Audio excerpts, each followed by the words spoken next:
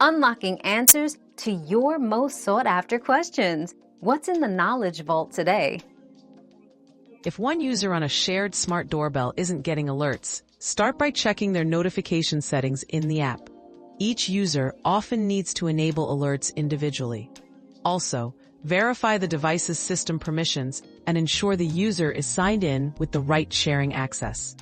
Fixing these settings usually restores alerts quickly. Your daily dose of discovery ends here, but the journey of learning never stops. Subscribe and join us again for more answers tomorrow.